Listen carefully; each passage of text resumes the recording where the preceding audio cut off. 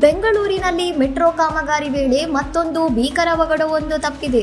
Sankey ರಸ್ತೆಯ ಸೆಲ್ಲಾ ಮ್ಯಾರಿಸ್ college ಸಮೀಪ ಈ ಘಟನೆ ಸಂಭವಿಸಿದ್ದು, ಮೆಟ್ರೋ ಪಿಲ್ಲರ್ ನಿರ್ಮಾಣಕ್ಕಾಗಿ ಕಬ್ಬಿಣದ ಸರಬುಗಳನ್ನು ಎತ್ತಿದ ವೇಳೆ ಭಾರ ತಡೆಯಲಾರದೆ ಕ್ರೇನ್ ರಸ್ತೆಯ ಮೇಲೆ ವಾಲಿ ಬಿದ್ದಿದೆ.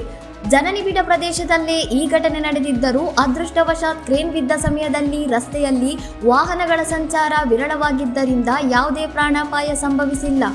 ಘಟನೆಯಿಂದಾಗಿ ಸ್ಯಾಂಕಿ ರಸ್ತೆಯಲ್ಲಿ ಕೆಲಕಾಲ ಸಂಚಾರ ದಟ್ಟಣೆ ಉಂಟಾಗಿತ್ತು. ಮೆಟ್ರೋ ಅಧಿಕಾರಿಗಳು ಮತ್ತು ಸಿಬ್ಬಂದಿ ತಕ್ಷಣವೇ ಸ್ಥಳಕ್ಕೆ ಆಗಮಿಸಿ ಮತ್ತೊಂದು ಕ್ರೇನ್ ಸಹಾಯದಿಂದ ಬಿದ್ದಿದ್ದ ಯಂತ್ರವನ್ನು ತೆರವುಗೊಳಿಸಿದ್ದಾರೆ. ಈ ಅವಘಡದಿಂದಾಗಿ ಮೆಟ್ರೋ ಕಾಮಗಾರಿಯ ಸುರಕ್ಷತಾ ಕ್ರಮಗಳ ಬಗ್ಗೆ ಸಾರ್ವಜನಿಕರು ಆತಂಕ ವ್ಯಕ್ತಪಡಿಸಿದ್ದಾರೆ.